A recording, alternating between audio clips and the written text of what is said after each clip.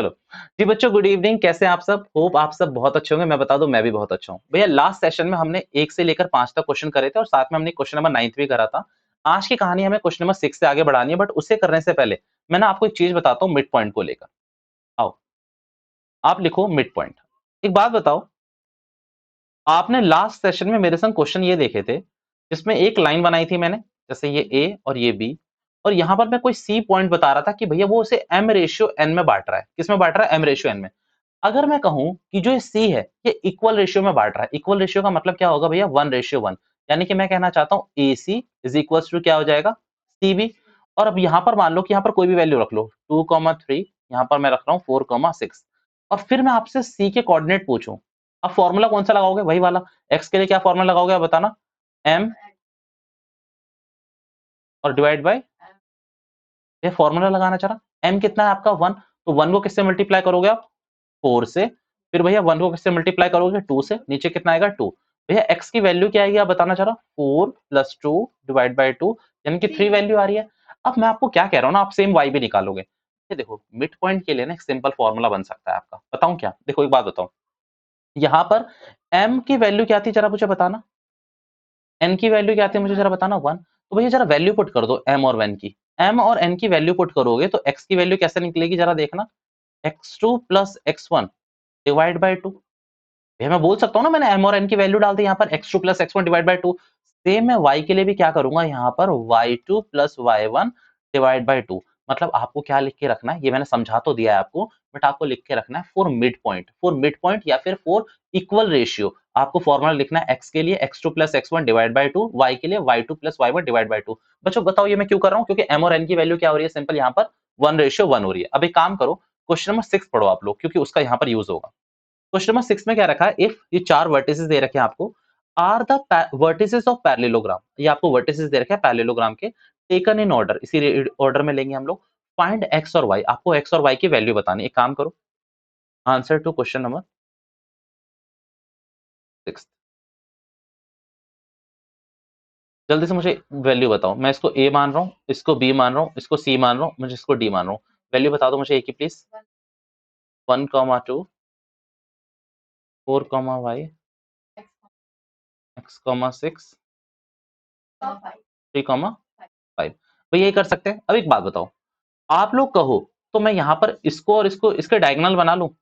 Means यहाँ पर B D और ए सी, इसको डायगोनल बना लेता हूं मैं दोनों को। A C and B D are diagonals, ठीक है। एंड बाइसेक्ट कर रहे हैं वो, बाइसेक्ट एट पॉइंट ओ मान लेते हैं इसको। चलो अब एक बात सोचो, यहां पर अब आपको एक बात ध्यान से सोचनी है। क्या ये जो ओ है वो बीडी का मिड पॉइंट है? बीडी का मिड पॉइंट है भैया ओ जो है, और वही ओ आपका एसी का भी मिड पॉइंट है। अब एक काम करते हैं, ओ की वैल्यू निकाल लेते हैं भैया एसी से भी और बीडी से भी, और बाद में कंपेयर कर लेंगे। अब इसको निकालने के लिए क्या करना, यहाँ x1 और y1 रखना। भैया x1 और y1 क्यों रख रहा हूं? क्योंकि x और y ऑलरेडी क्वेश्चन में है, तो x1 और y1 रखो। तो अब यहाँ पर लिखना फ्रॉम एसी। अब एसी से आप किसकी वैल्यू निकालने की कोशिश कर रहे हो? x1 की। भैया x1 यानी कि आपको मिड पॉइंट निकालना है, मिड पॉइंट दे रखा है, तो भैया कैसे करोगे? x2 + x1 divide by 2। अब इसमें आपको ध्यान कुछ नहीं रखना है, कोई भी प्लस माइनस में ले लो, यानी कि मतलब कोई भी प्लस में ले लो। यहाँ पर x ले लो, यहाँ पर 1 ले लो, तो ये हो जाएगा आपका x + 1 डिवाइड बाय 2। भैया मुझे बताएंगे y1 के लिए क्या लोगे आप लोग? एसी वाली लाइन में y1 के लिए, y1 के लिए सोचो। 2 + 6 डिवाइड बाय 2। भैया y2 + y1 डिवाइड बाय 2 वो फॉर्मूला है, बट आप क्या लोगे? 2 + 6 डिवाइड बाय 2, 2 + 6 डिवाइड बाय 2। मुझे वैल्यू बताना कितनी आ जाएगी इसकी? इसकी तो सेम रहने वाली है, इसकी वैल्यू मेरे ख्याल से 4 आ जाएगी। पक्की बात है? अब यहाँ देखो, फ्रॉम बीडी, बीडी से भी सेम x1 की वैल्यू निकालो और सेम y1 की निकालना। भैया मिड पॉइंट है। अब समझो, अब आप लोग करोगे बीडी के लिए x1 निकालने के लिए क्या प्लस करोगे जरा मुझे बताओ? हाँ, 3 + 4 या 4 + 3, कुछ यही मैं कहने की कोशिश कर रहा था कि x1 आगे रखो, x2 आगे रखो, कोई फर्क नहीं पड़ता। 4 + 3 बेटा डिवाइड बाय 2। 2 क्यों रख रहे हैं डिवाइड में? मैं भूल गया यार, मुझे बताओ ना। क्योंकि भैया डिवाइड में होता है m + n, और m और n की वैल्यू आपकी क्या है? 1:1 है। बाइसेक्ट कर रहा है तो मींस इक्वली बांट रहा है। बाइसेक्ट का तो मतलब यही है ना। y1 के लिए क्या रखोगे बच्चों? y + 5 divide by 2। भैया ये कितना हो जाएगा? 8, यानी कि ये तो 4 ही हो जाएगा। और ओह माय गॉड, 7/2 और ये कितना हो जाएगा y + 5 डिवाइड बाय 2। अब एक काम करें, कंपेयर कर लें। भैया x1 की वैल्यू यहाँ पर और इसको कंपेयर कर सकते हैं, और y1 की वैल्यू और इसको आपस में कंपेयर कर सकते हैं। तो भैया आप कंपेयर करते हैं। नाउ अब ऐसे लिख देना, फ्रॉम अबव क्या करोगे बताओ, x + 1 divide by 2 is equals to करोगे 7/2। भैया 2 से 2 की वैल्यू काट दो, x की वैल्यू मेरे ख्याल से 6 आ रही है, एक बार चेक करेंगे। भैया दूसरा क्या होगा आपका, y + 5 डिवाइड बाय 2, इसको किसके इक्वल डालोगे आप लोग, भैया 4 के। ये इसके उसके कुछ नहीं होता, आप बताएंगे पूरा का पूरा। मल्टीप्लाई करोगे 8, y की वैल्यू क्या आ रही है आपकी निकल के, मेरे ख्याल से 3, आपकी x और y की वैल्यू आ गई। भैया पूरे क्वेश्चन को मैं फिर से रिपीट कर रहा हूँ, सुनो। भैया क्वेश्चन में ना आपको पैरेललोग्राम दे रखा था और 4 वर्टिसेस दे रखे थे। मैंने बस आपको ये बताने की कोशिश करी, वैसे और भी तरीके हैं। आप एक काम कर सकते थे, एडी को बीसी से कंपेयर कर सकते थे निकाल कर, बट आपको ना मैं ये बेस्ट तरीका इसलिए बता रहा हूँ क्योंकि कुछ चीज़ें आपको पता भी होनी चाहिए कि डायगोनल को बाइसेक्ट कैसे करेंगे, क्या कैसे पता चलेगा। कौन सा पहले वाला, क्वेश्चन में बोला हुआ है ना, इसमें तो बोला हुआ है कि बाइसेक्ट है। भैया भैया डायगोनल को तो बाइसेक्ट, डायगोनल बाइसेक्ट करता है ना आपस में, इतना तो पता होगा ना, क्लास 9th में पढ़ते हैं ये चीजें हम। भैया क्लास, भैया सिंपल है, सिंपल सुनो। भैया जो भी डायगोनल होते हैं ना, एक ही स्क्वायर के अगर या फिर रोम्बस के क्वाड्रिलेटरल किसी के भी डायगोनल आपस में वो बाइसेक्ट करते हैं एक दूसरे को एक पॉइंट पे जाकर, तो मिड पॉइंट पे ही करेंगे, बस इतना आप मान के चलो। अगर आपको लगता है कि भैया वो आपको याद नहीं रहने वाला, तो आप इसमें क्या कर सकते हो, ईडी की इक्वेशन निकाल लेना और उसको किससे कंपेयर करोगे, बीसी की इक्वेशन से। बट मैं फॉर श्योर कह रहा हूँ आपसे, आप यहाँ अटक सकते हो, यहाँ पर अटकोगे क्योंकि यहाँ पर इक्वेशन बनेगी, फिर आप वहां पर लीनियर इक्वेशन लगाओगे, फिर क्या क्या लगाओगे मुझे नहीं पता। तो इसीलिए मैं सिंपल ये कह रहा हूँ कि आप बस एक पॉइंट तो याद रखना है कि जो डायगोनल होंगे वो बाइसेक्ट करेंगे और वो जो होगा वो आपका मिड पॉइंट होगा। भैया बाइसेक्ट का मतलब तो यही हुआ ना, मिड पॉइंट। बाइसेक्ट का मतलब क्या हुआ कि दो इक्वल रेशियो में बांट रहा है, तो मिड पॉइंट ही बोल सकता हूँ ना मैं उसको। तो बस सिंपल मैं उस तरीके से कह रहा हूँ। फिर मैंने क्या करा, एसी की मदद से x1 और y1 निकाला, और मैंने बीडी की मदद से भी x1 y1 निकाला, और दोनों को आपस में कंपेयर करा और x और y की वैल्यू आई। मैं पक्का ये कहना चाहूंगा, इस क्वेश्चन को आप मार्क करके रखें कि पेपर से पहले आप एक बार इसको एटलीस्ट 2 से 2 बार पढ़ के जाएंगे। पेपर से पहले 2 बार इसकी रिवीजन करके जाना कम से कम, क्योंकि हो सकता है ऐसे क्वेश्चन आ जाए आपके। तो उतारना ही वाला आपको, जल्दी से उतारिए, जल्दी से उतारिए क्वेश्चन नंबर 6। फिर क्वेश्चन अब उड़ाना शुरू करते हैं जल्दी जल्दी। Question number 6, come on.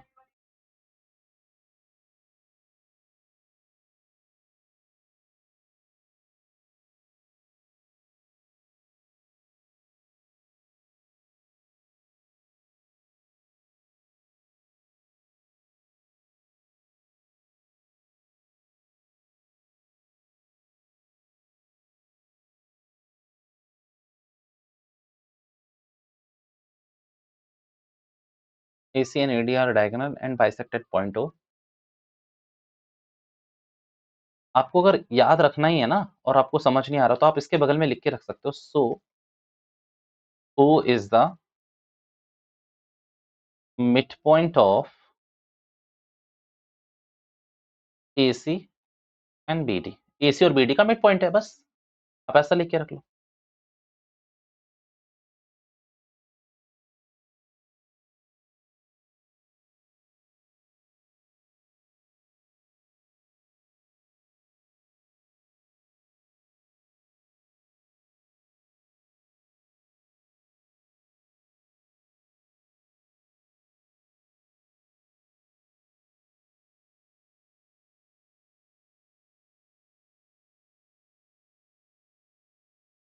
ये लीजिए, कंपेयर करना है फिर लास्ट में, फ्रॉम BD फ्रॉम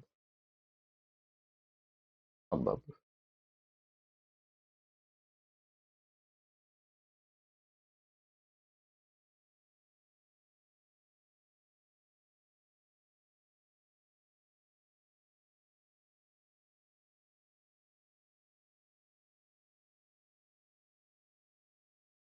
हो गया, आ जाइए क्वेश्चंस पे।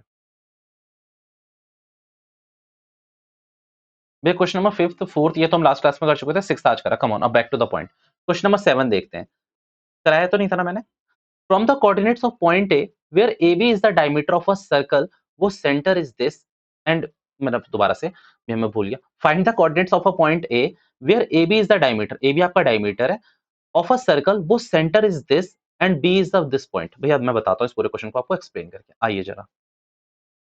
ये सबसे पहले एक सर्कल ड्रॉ करना है अपने को। भैया हमें भी करना पड़ेगा, देखो आप करो या ना करो कोई बात नहीं, आप यहाँ पर समझो पर पहले।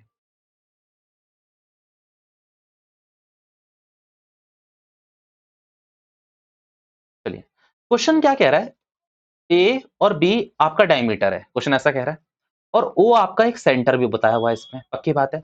अच्छा एक बात बताओ, सेंटर बताया कितना हुआ है इस क्वेश्चन में, देखो सेंटर इज 2 -3। भैया ओ मैंने एज्यूम करा है, ओ को मैंने सेंटर लिया है, आप कहोगे कि ओ कहां से आ गया, तो ओ मैंने लिया है, ये 2 कितना हो गया -3, चलो 2 -3। भैया बी की वैल्यू कितनी दे रखी है क्वेश्चन में, 1,4। भैया आपको ए की वैल्यू निकालनी है, मैं कहूं कि यहाँ पर एक्स और वाई की वैल्यू निकालनी है। अब एक बात बताओ, आपको यहाँ पर निकालना अच्छे से आता है कि भैया एक लाइन है, उसको कोई काट रही है, तो आप निकाल लेते हो एक्स और वाई की वैल्यू। बट अभी तक आपने क्या निकाला, ये बीच वाला पॉइंट निकाला है, राइट, मतलब उसको मिड पॉइंट कह लो या फिर कोई रेशियो कह लो। अब एक बात बताओ, यहाँ पर रेशियो गिवन है या नहीं है, नहीं है। ये पागल हो, वो कोऑर्डिनेट्स है, वो रेशियो थोड़ी है 2,-3, वो कोऑर्डिनेट्स है। अब आप यहाँ पर लिखोगे, क्वेश्चन एग्जामिनर को इंप्रेस करने के लिए, A B is the diameter and O is the center. O is the center. Hence, बिल्कुल, hence O is the midpoint of AB। भाई आप फिर ध्यान से सोचो ना, अगर ए बी डायमीटर है और ओ मेरा सेंटर है, तो ऑब्वियसली मिड पॉइंट ही तो होगा। इसमें रेशियो दे रखा है ना, तो रेशियो इज क्या होगा बताना आप, 1:1। भाई मैं एक्सप्लेन कर रहा हूँ, प्लीज ध्यान से सुन लो। देखो एक बात समझो, ओ आपका ये पॉइंट दे रखा है और ओ आपका क्या है, सेंटर। सेंटर का मतलब एकदम बीचों बीच होगा, और ए बी क्या होता है आपका डायमीटर। भैया डायमीटर को अगर आधा करोगे तो कहाँ क्या आता है, सर्कल आता है। तो डायमीटर को आधा करोगे तो रेडियस आता है, हाँ हाँ भी बोल रहे हैं, रेडियस आती है। अब एक बात समझो, भैया मैं ये कह दूं कि A O is equals to O B होगा यहाँ पर, भैया पक्की बात है ना। तो अगर आप इसको समझें कि A B is equals to क्या होगा मेरा, ओ ए ओ प्लस ओ बी। अच्छा एक और चीज समझो जरा, A B is equals to क्या मैं कह दूं, ए ओ प्लस ए ओ ही हो सकता है, या क्योंकि दोनों तो इक्वल है ना आपस में, दोनों तो रेडियस ही है। अब इन दोनों को प्लस करोगे, A B is equals to तो क्या आ गया आपका 2 AO। अब इसका रेशियो भी देख लो, ए बी और यहाँ पर मैं ए ओ ले लूं तो कितना आ गया भैया, ये 2:1। अब एक बात बताओ, ए ओ की वैल्यू कितनी आ गई है यहाँ पर आपकी, 1 आई है ना, मेरे संग चलते चलो, ए ओ की वैल्यू आपकी 1 आई है ना, ए बी की वैल्यू पूरी कितनी आई हुई है 2। ए बी है कहां से कहां तक, यहाँ से लेकर यहाँ तक। अगर आप यहाँ से यहाँ तक की 1 है और ये पूरा 2 है, फॉर श्योर ये 1 ही होगा ना। आप इस बात को सोचो, भैया ये टेक्निकल टर्म्स में समझाया मैंने, अब सिंपल भाषा में बोलता हूँ। भैया अगर आपका डायमीटर है और कोई सेंटर है, तो जो सेंटर है वो 1:1 पे ही तो होगा, क्योंकि सेंटर से आप एओ देखो या फिर ओबी देखो, दोनों इक्वल है। मैं तो इसी लाइन पे प्रूफ कर सकता हूँ ना आपको, क्योंकि भैया ओ ए और ओ बी दोनों ही मेरे क्या है, रेडियस है, और रेडियस है तो मीन 1:1 में तो डिवाइड हो रहा है ये पूरा डायमीटर। खत्म कहानी, ये मैंने पूरी बात लाइन आपको लिखवा भी दी और समझा भी दी। अब आपको करना क्या है, यहाँ पर एक्स और वाई की वैल्यू निकालनी है, पर यहाँ पर एक कैचिंग पॉइंट है, देखता हूँ मैं आप पकड़ पाते हैं नहीं। एक बात बताओ, एक्स और वाई की वैल्यू निकालनी है, रेशियो कितना दे रखा है आपको, 1:1। कैसे निकालोगे आप लोग, पक्का मतलब इसमें सीधा प्लस करोगे, चलिए 1+2 डिवाइड बाई 2, और फिर आपने करना पड़ेगा, ये क्या करोगे जल्दी बताओ, कितना आने वाला है 3/2, और ये वाला कितना आएगा पॉइंट 1/2। चलो जल्दी से चेक करो एक्स और वाई की वैल्यू, चेक करो 3/2 और 1/2, जल्दी से चेक करो। हम्म, अब बताओ गलती कहाँ हुई, यार, कहीं तो हुई है ना। कौन सा क्वेश्चन देख रहे हो तुम लोग, वही तो मैं कह रहा हूँ।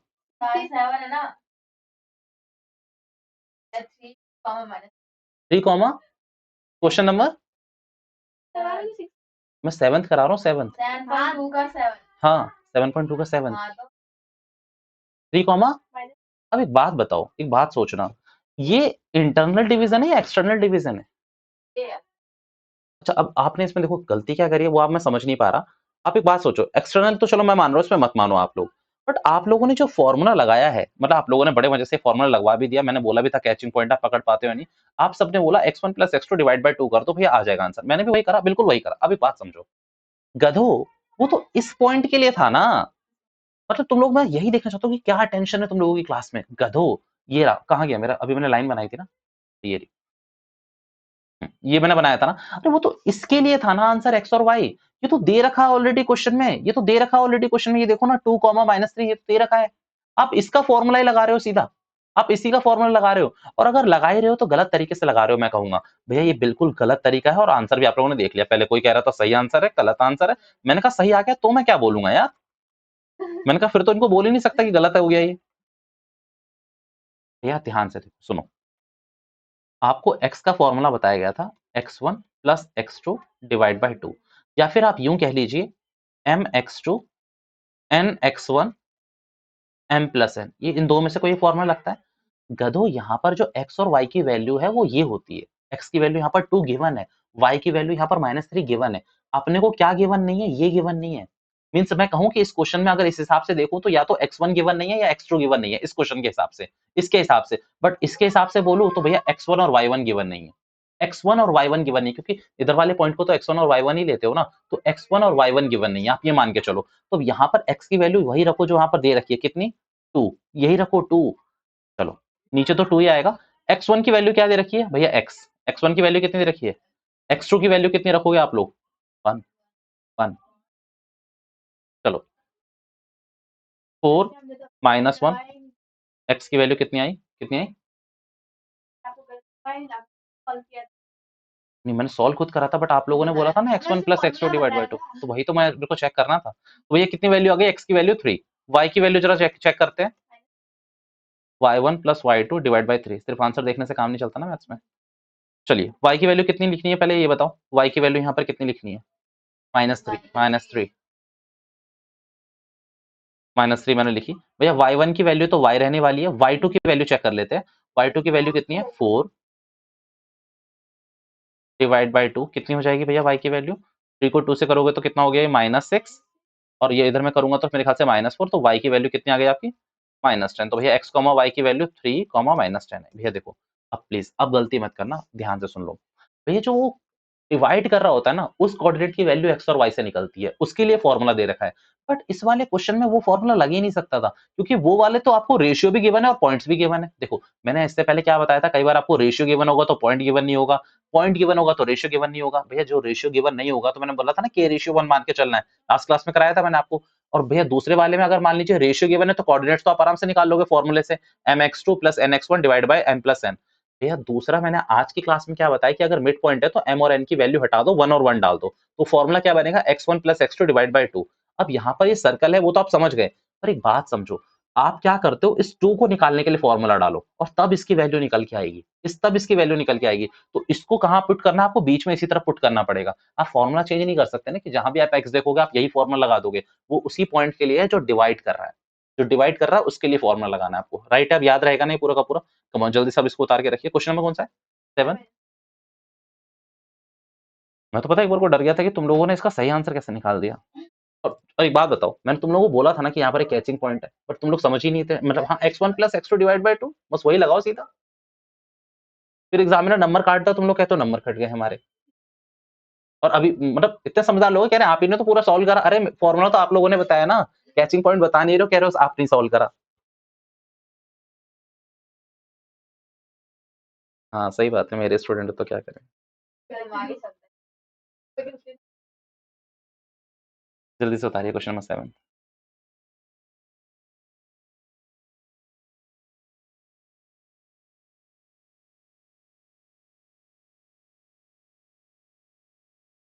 बेस में ना फिगर जरूर बनाना आप लोग अपनी नॉलेज के लिए, ठीक है। ये तो क्लियर हुआ ना कि इसे मिड पॉइंट क्यों लिया मैंने, भाई सेंटर है सर्कल का, मिड पॉइंट ही होगा।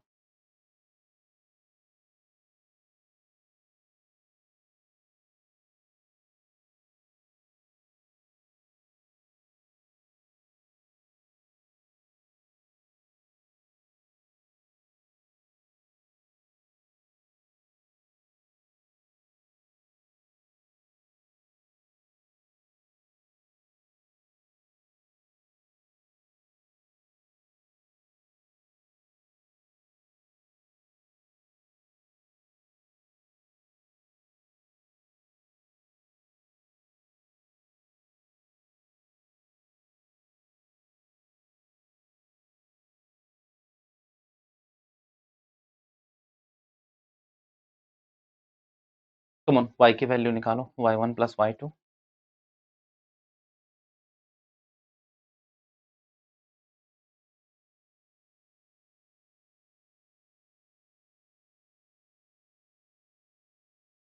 हो गया। आइए, जो ये 2 इंपॉर्टेंट क्वेश्चन थे इसको मार्क करके रखना, क्वेश्चन नंबर 7 को और क्वेश्चन नंबर 6 को और क्वेश्चन नंबर 7 को। 8 के बाद सारे जो है ना आपके इजी क्वेश्चन है, इतने कोई हाई तौबा वाले नहीं है। क्वेश्चन नंबर 8 देखते हैं। If A and B respectively find the coordinates P such that A B, और ये आपको रेशियो दे रखा है, and P lies on the line segment A B. ऐसा कुछ क्वेश्चन है, पहले आप समझने की कोशिश करो। ये यहाँ कोई लाइन है आपकी ए बी, इसके ऊपर कोई पॉइंट है पी, कोई पॉइंट दे रखा है। अच्छा, ए आपको बता रखा है क्या? हाँ, ए आपको बता रखा है -2 -2। बी आपको बता रखा है क्या? हाँ, 2 -4। Question number 8, find the coordinates P such that, आपको पी बता रखा है कुछ। अब यहाँ पर देखो लिखा क्या हुआ है, A P is equals to 3/7 A B, कुछ ऐसा दे रखा है। अब यहाँ पर ध्यान से देखोगे तो क्या ए बी और एक मिनट ऐसा करूंगा तो आप लोग कंफ्यूज हो जाओगे। नहीं, सही है, ए बी को यहीं छोड़ते हैं, एपी को उसके नीचे लाते हैं और 7/3 लिखते हैं। क्या मैं ऐसा लिख सकता हूँ इसको? आप एक बार देख लो एक बार। बस मैंने क्या करा, क्रॉस मल्टीप्लाई करा। आपको कंफ्यूजन हो रहा है तो मैं इसको अलग तरीके से भी लिख सकता हूँ, बट ये भी एक तरीका है लिखने का। पक्की बात है। अब मेरी बात ध्यान से बताना, अगर ए बी पूरा मेरा 7 है, यहां से लेकर ये 7 है, और एपी मेरा 3 है, तो ये मैं इसको बोल सकता हूँ कि एपी मेरा 3 है, तो ये किस रेशियो में होगा भैया? नहीं, गलत है। 7/3 में तो हो ही नहीं सकता। देखो मैंने रेशियो में लिख दिया तब भी गलत बता रहे हो आप लोग।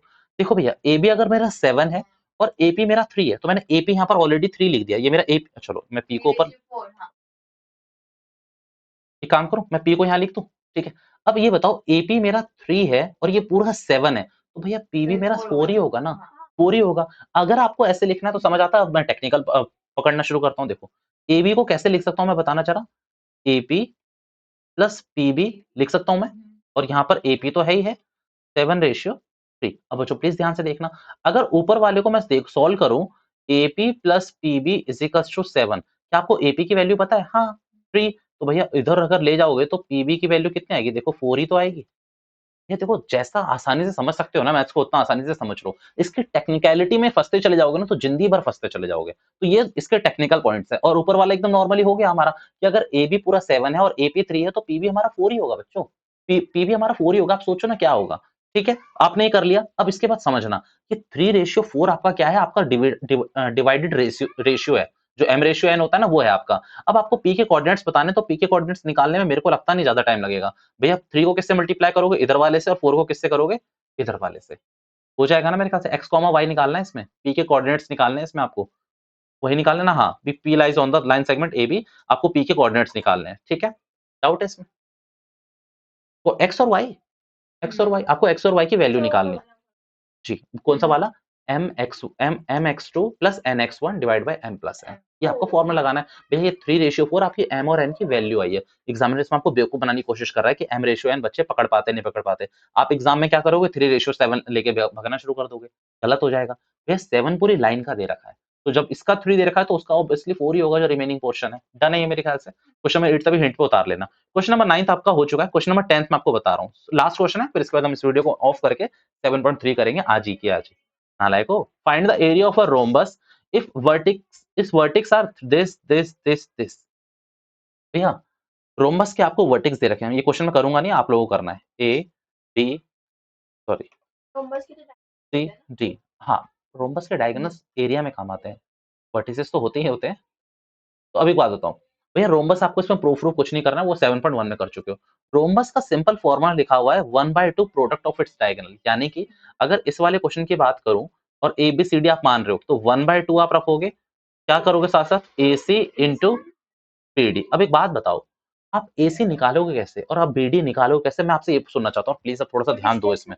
डिस्टेंस फॉर्मूला से आप ए सी और बी डी आप किससे निकालोगे? डिस्टेंस के फॉर्मूले से निकालोगे। भैया कैसे? डिस्टेंस का formula √x2 - x1 plus y2 - y1 का होल स्क्वायर। भैया x2 - x1 का whole square plus y2 - y1 का होल स्क्वायर। अच्छा एक बात बताओ, ए आपको गिवन ही है, ये ए गिवन है, ये बी गिवन है, सी गिवन है, डी गिवन है। तो भैया एक काम क्या करोगे, आप एक बार ए सी को ले लोगे और एक बार बी डी का डिस्टेंस निकालोगे। इन दोनों के डिस्टेंस को आप मल्टीप्लाई करोगे 1/2 से डिवाइड, मतलब 1/2 से भी मल्टीप्लाई करोगे, या मैं कह सकता हूँ 2 से डिवाइड कर दोगे। अच्छा याद रखना, एरिया अगर नेगेटिव भी आ रहा है तो प्लस ही कर देना है, बट एरिया इसमें कभी भी आपका नेगेटिव नहीं आ सकता। पूछो क्यों?